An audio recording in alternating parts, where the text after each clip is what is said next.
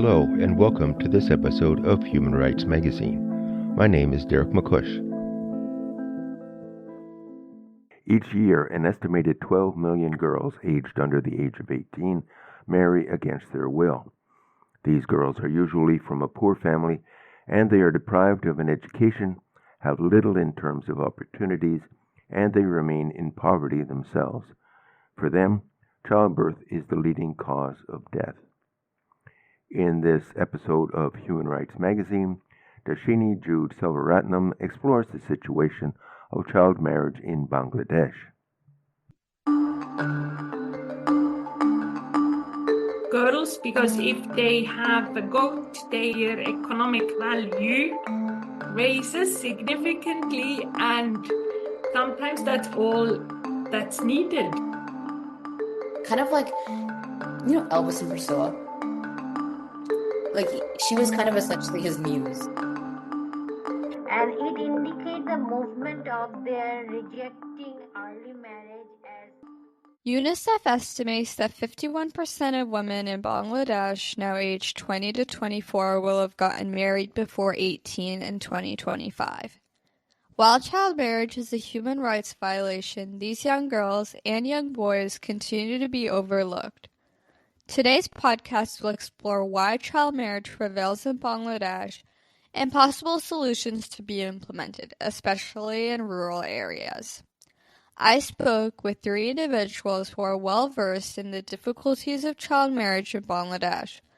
The first is an expert in child marriage, Noemi Grossen. I first spoke to Noemi Grossen over Zoom, who is the Director and Program Manager for Afghanistan and Bangladesh of Women's Hope International based in Switzerland.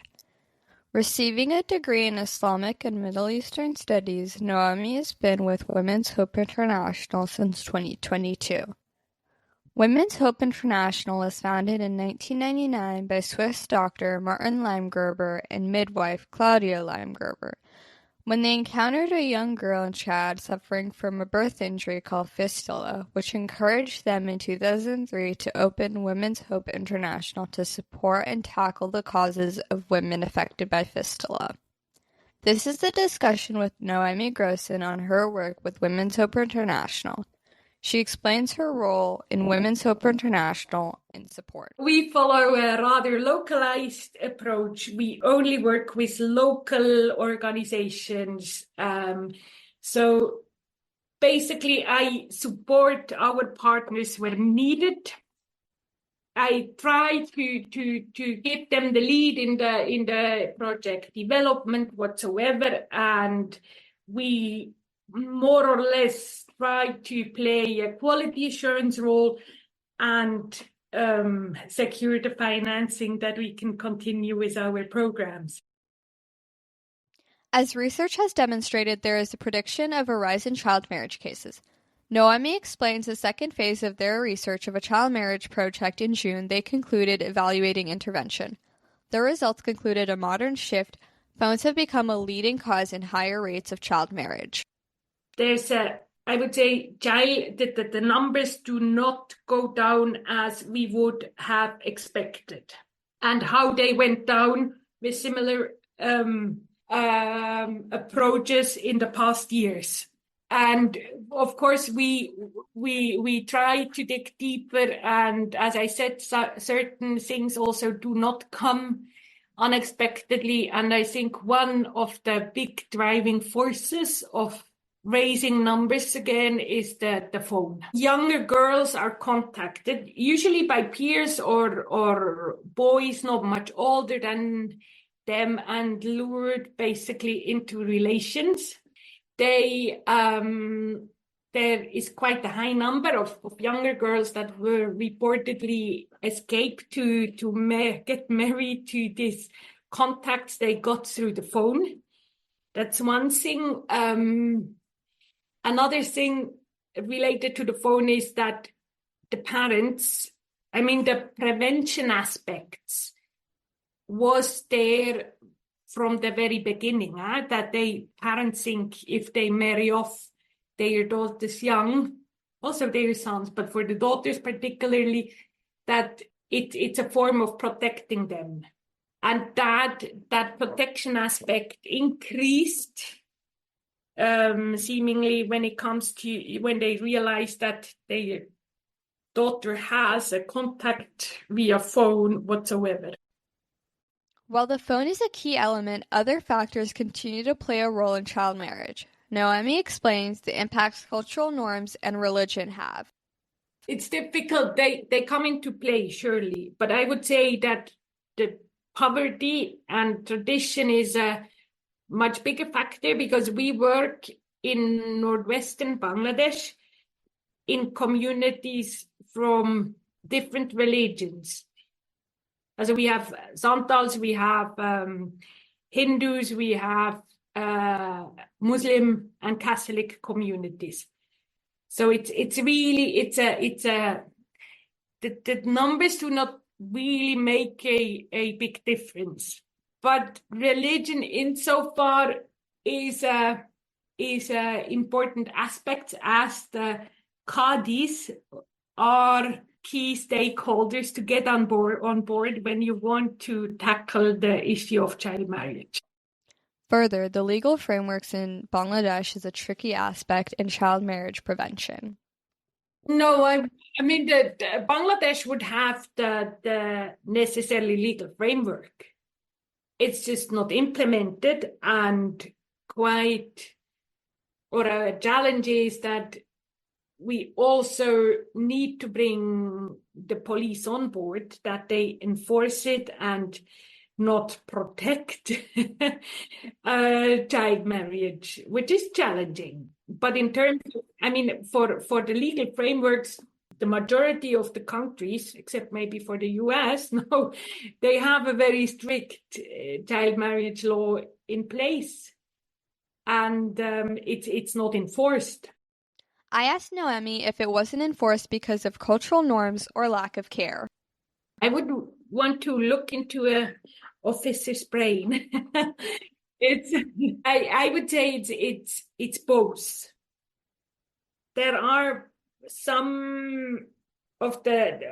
there's certainly some level of lack of knowledge, and there's certainly cultural aspects and traditional aspects because these people come from within the communities.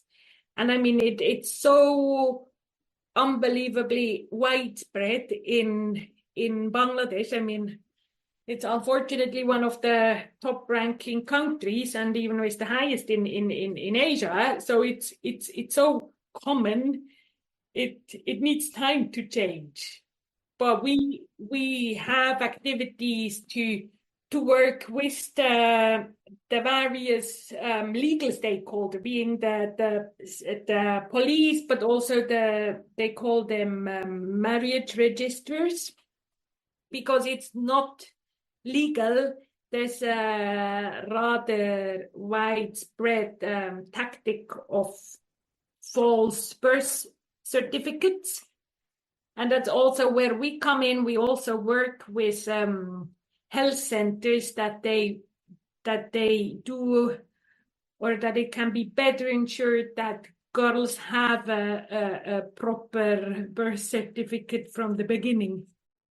Women's Hope International follows a very localized approach, and Noemi explains the approaches they continue to take to continue prevention. We really try to address the root causes, and we base it on an approach that was originally developed by Save the Children, and it's called Voices, Choices, Promises. And the main idea is that when you want, I mean, at the end of the day, we do want to have a behavioral change. We want to change the perception of girls, of the value of these young women. And so we involve at community level as many people as possible. So we have sessions with girls, usually like from 12 to 18. We have the same session or similar session with the boys, because they need to be brought on board as well. We talk also about the masculinity issues, to put it a bit broad, but they quite often have a certain perception of how they need to be as a man and what is good. And we have sessions with the mothers. We have sessions with the fathers, and with the fathers we also have a particular approach where we try to get in each community champion fathers who really support their daughters to pursue their educational career, who pledge not to sign them off before like 21 whatsoever, so that they become a role model basically. And we have sessions with the influential group in the community. There we have teachers included, because teachers are quite a good ally for the project staff, because they know what's happening in the village, they know what's happening in the family.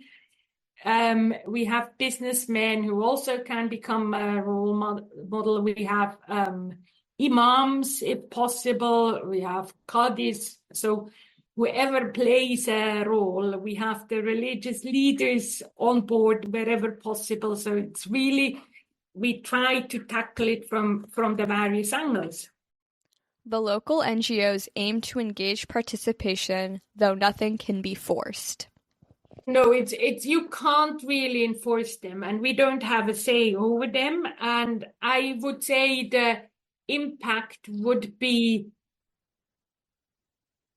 significantly reduced if we would force them, because they need to be there out of free will. But saying so, it's a challenge, huh? And we need to do a lot of awareness raising before in the communities to get the people on board. That's not easy, and particularly with the fathers group, also during harvest time, or we have many, because it's the poorest strata of the population we work with. We deal with many day laborers, and if they have a job, they will not show up. To wrap up our conversation, I asked Noemi about any concerns or hopes she has regarding the future of child marriage within the next 10 to 15 years. Yeah, I do have concerns, but it's also linked to the global events, that funds are cut going to WHO, going to UNFPA, like for us, the main, the most important agencies, and that we already feel at project level. And if Bangladesh made huge efforts to reduce the birth rates, unbelievable what they achieved. And they have a very well-established family planning services at local level, and they are impacted by all the cuts, because Bangladesh had quite a lot of funds channeled through the government from WHO and UNFPA, and UNFPA has so severe budget cuts. I really struggle, because we see the impact already. And in general, with the global gender backlash, I'm struggling to remain very positive at the moment. Noemi Grossen is not alone in wanting child marriage to end.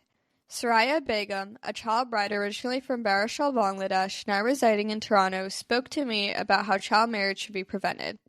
I spoke to Soraya and her granddaughter Barira Manzoor over Zoom to learn about their story. Soraya's life halted when she became a child bride at the age of 15. What she thought her teenage years would be of studying and achieving her dreams of being a doctor shifted to studying and taking care of her children. Soraya explains her childhood. Barira translated her grandmother's thoughts from Bangla to English.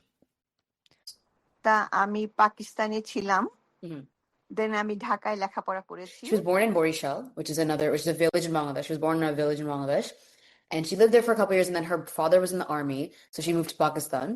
And then after that, she moved back to Dhaka to do her schooling. So my grandmother was always very ambitious from the start. She was the boss. She did well in everything that she could. She was the best student in her class. She was the best, sports person. Basically she did everything she could. She tried everything and she excelled in everything because that's what she wanted to do. And ultimately, her goal was to become a doctor. And that was her, that was her life's, that was what she worked towards. She was the oldest of her siblings, firstborn daughter, and everything.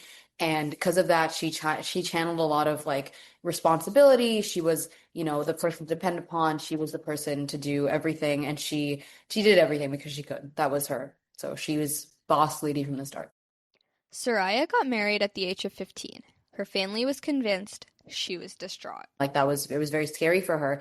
But then her aunt, her dad's sister, convinced the family to get her married. Basically, she was like, she talked to my grandfather's side of the family and was like, he's very successful. He needs to get married and he's going to let her study. He's going to let her pursue her education, but he just wants to get married to her because he likes her and, we'd like it if you agreed. And then finally her father agreed. And it was not a matter of that she just eventually agreed herself. It was like her father agreed. So he said he got her married. That was the predicament. So at 15 years old, she was married off.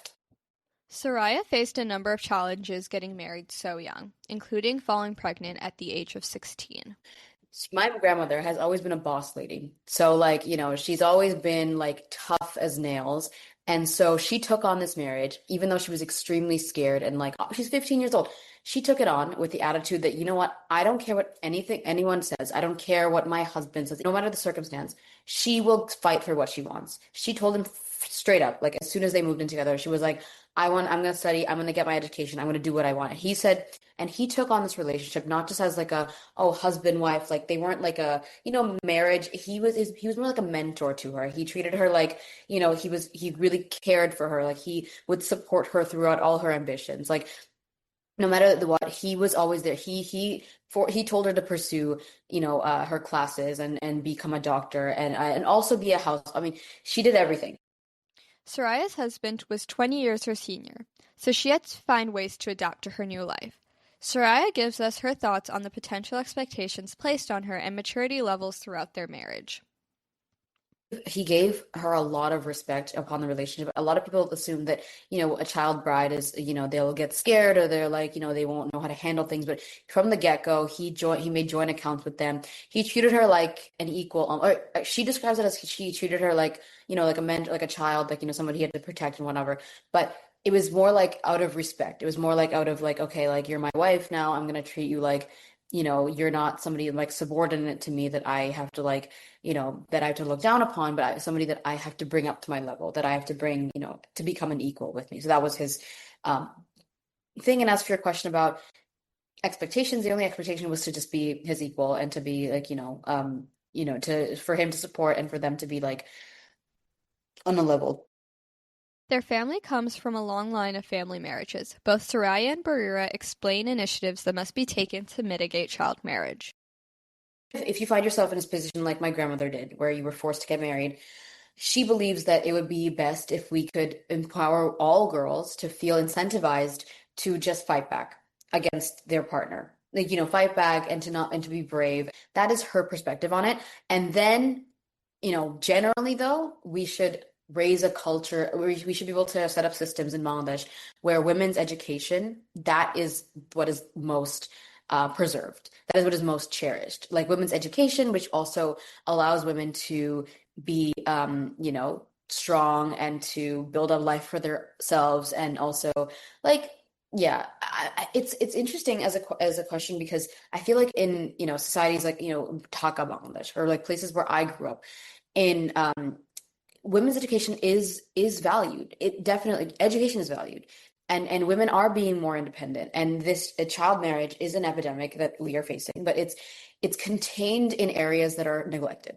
It's contained in areas that are not kind of the limelight, the focus isn't put on them. And so I think that as a culture, we need to tackle the bigger institutions, like the bigger like base problems. We need to start focusing on respecting women. We need focusing on improving sectors where women dominate, because and also just creating spaces for women. That's it. That's through empowering women as a whole, we can create a culture where child marriage or like any kind of forced marriage is not something that's essential. Barira is 19 years old and is studying at McGill University as an economics and political science major. Though she did not experience child marriage, both of her grandmothers experienced child marriage, and it has influenced aspects of her life.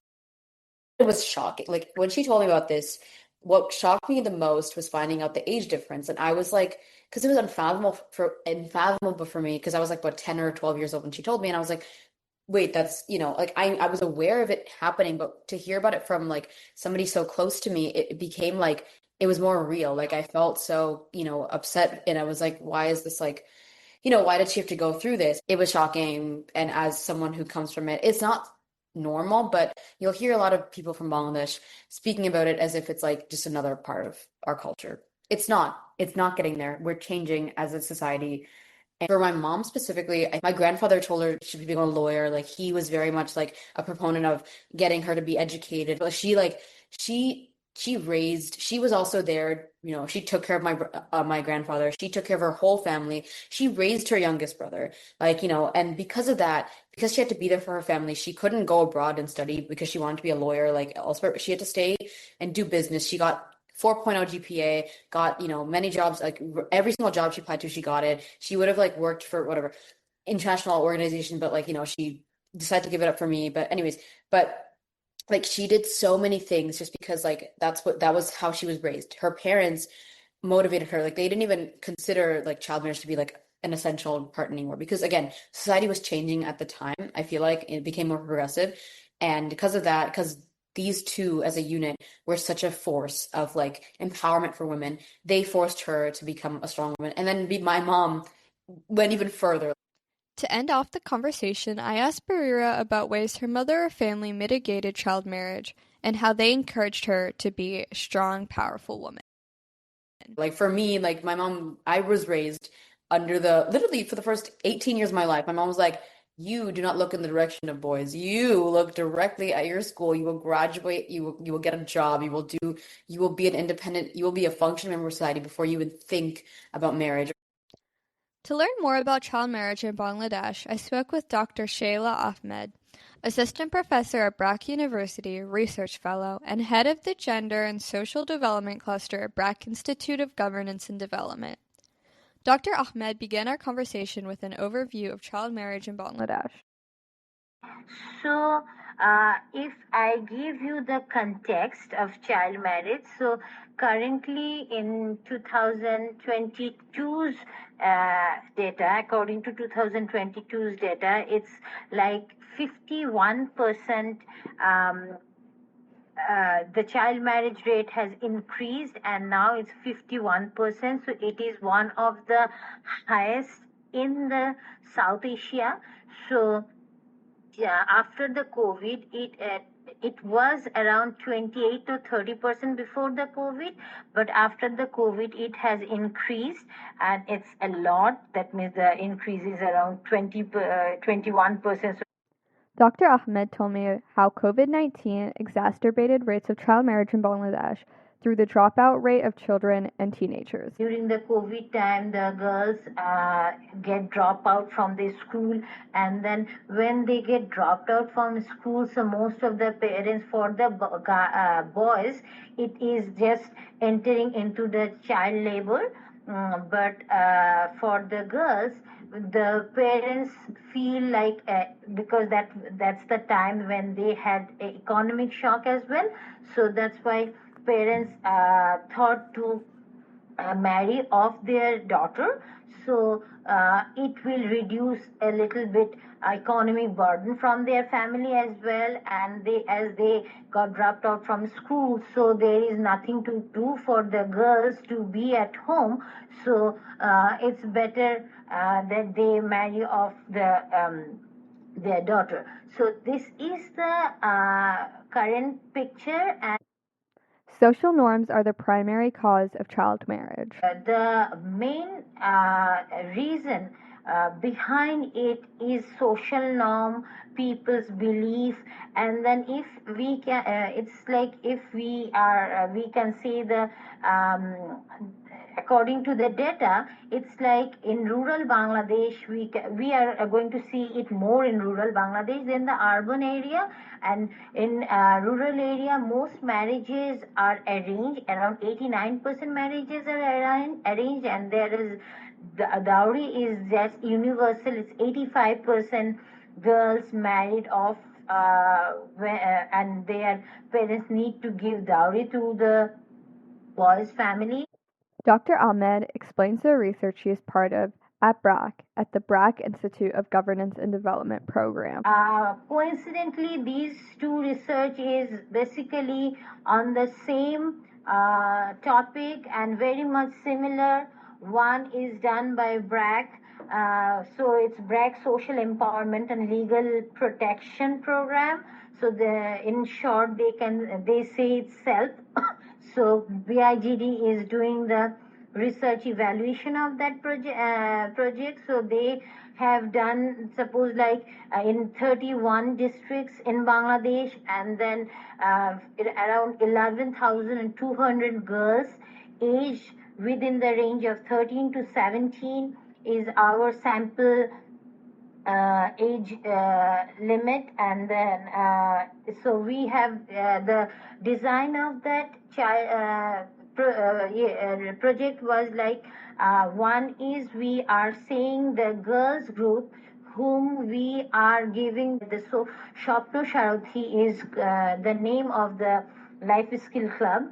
So Shopno Sharathi is one arm, and then for comparing, there is another arm is low cash arm where we are giving 600 taka per month to that girl if they come and participate in that club.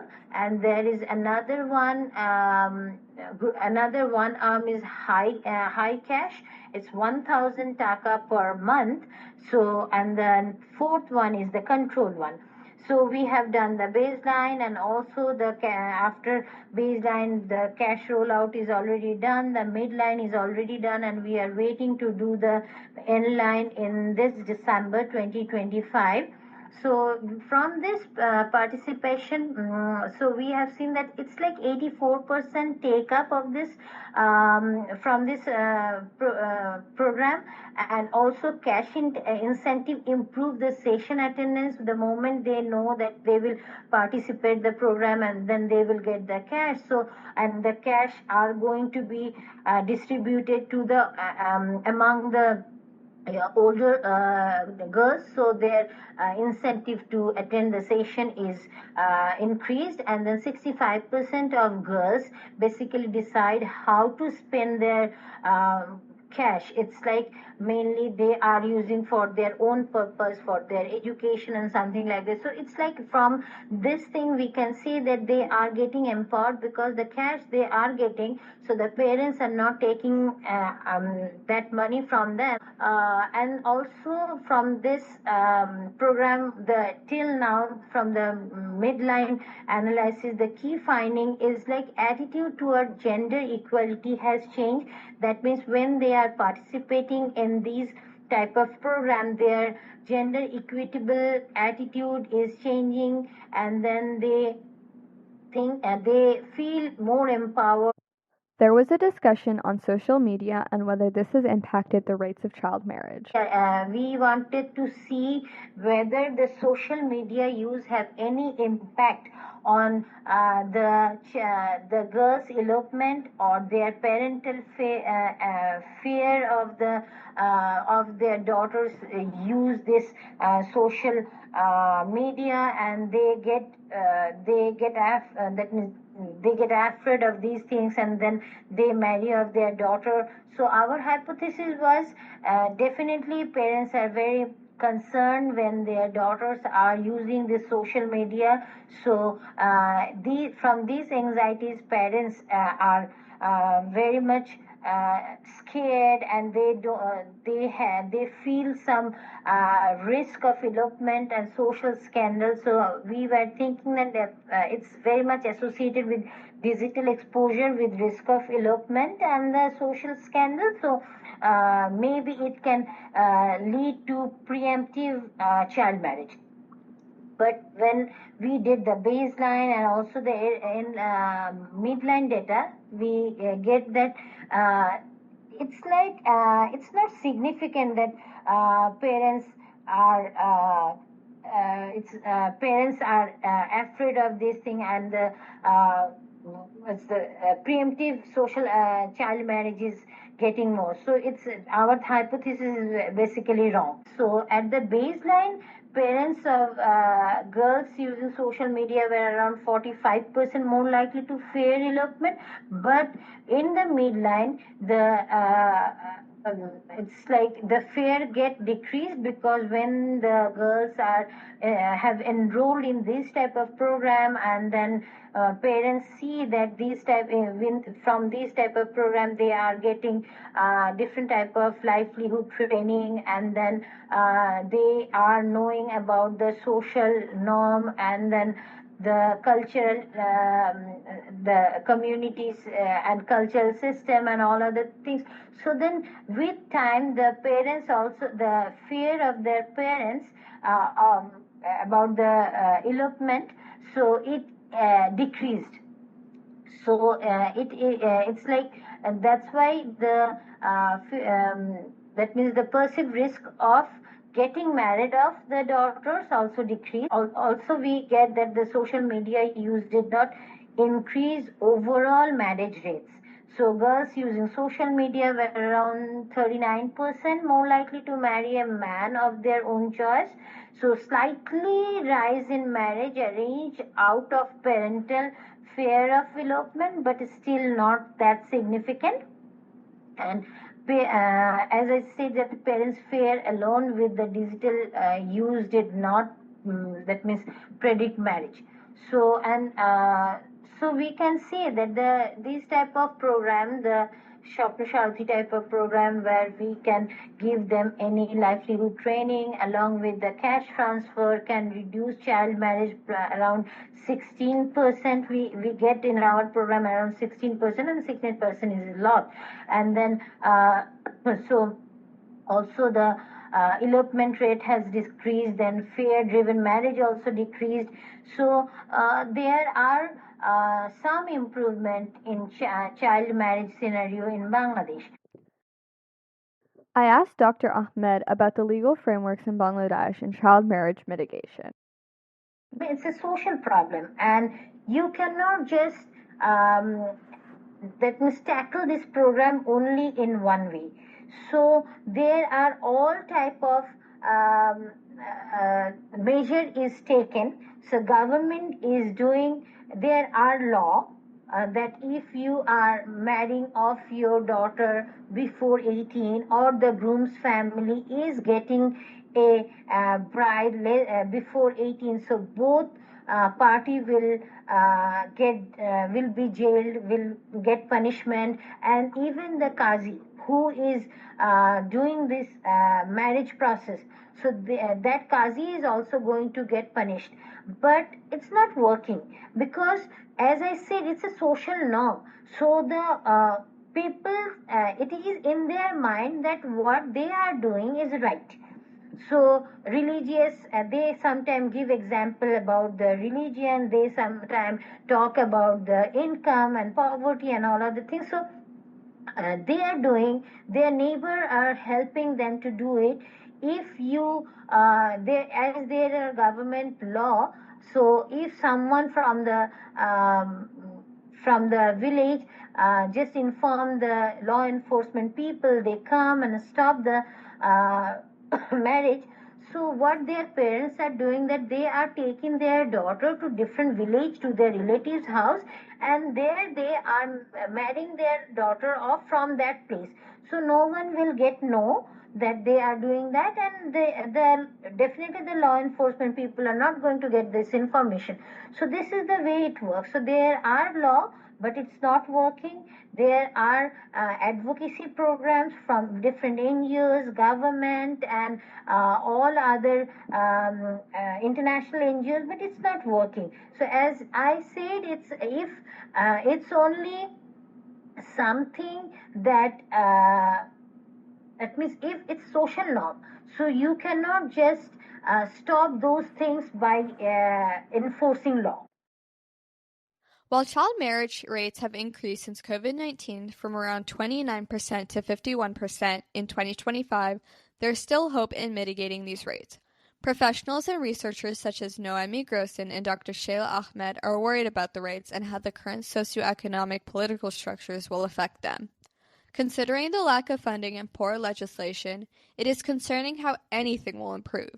Yet solutions including education, BADG studies, also known as BRAC Institute of Governance and Development Studies, international and local help, will improve the rates of child marriage. Dr. Ahmed concludes our conversation saying we need to make people aware of the negative impacts of child marriage, but with time the norms will change. In 15 to 20 years, there will be a change in the system, and while we are unaware of which method will be the best, as long as there is a multidimensional approach from local government and international actors, there will be justice. Thank you for listening to this episode of Human Rights Magazine. The podcast is brought to you by the Upstream Journal. I invite you to consider supporting the program and the magazine with a contribution through PayPal as you explore other episodes.